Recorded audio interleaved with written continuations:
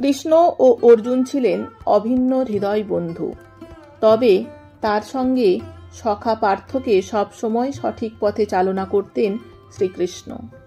বিশেষ করে কুরুক্ষেত্রের যুদ্ধ শুরুর মুখে অর্জুন যখন দ্বিধাগ্রস্ত হয়ে অস্ত্র ত্যাগ করেন, তখন তাকে গীতার উপদেশ দান করে জীবনের আসল উদ্দেশ্য বুঝিয়েছিলেন শ্রীকৃষ্ণ।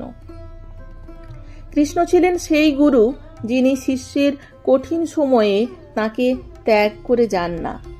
গীতার বাণী আজও আমাদের জীবনের সঠিক পথ দেখায়। তাই গীতাকে বলা হয় জীবনের শ্রেষ্ঠ দর্শন। আমাদের মনে এমন কোনো প্রশ্ন নেই যার উত্তর গীতায় পাওয়া যায় না।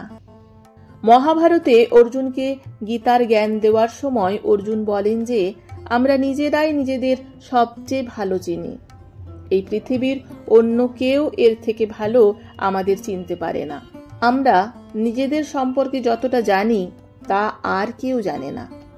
কোনো মানুষ যেদিন নিজের দোষ গুণ সব জেনে যাবেন, তাকে আর কেউ আটকাতে পারবে না। শ্রীকৃষ্ণ বলেছেন যে মনের মধ্যে অকারণ ভয় বাসা বেঁধে থাকলে তা শুধু আমাদের সময় নষ্ট করে। তাই নিজের লক্ষ্য অর্জন করতে আগে মনের থেকে ভয় দূর করতে হবে। গীতায় বলা হয়েছে যে রাগ হলো আমাদের একটা অসুখ, যা আমাদের ভেতর থেকে ফাঁকা করে দেয়। আপনি যদি সব সময় রেগে থাকেন, তাহলে আপনি অসুস্থ হয়ে পড়বেন এবং আপনার শক্তি নষ্ট হয়ে যাবে এবং রাগ আপনাকে ধীরে ধীরে গ্রাস করে নেবে। তাই রাগ নিয়ন্ত্রণ করা জরুরি। শ্রীকৃষ্ণ গীতায় বলেছেন যে কোনো সরল মানুষকে ঠকালে তা আমাদের ধ্বংসের দরজা খুলে দেয়।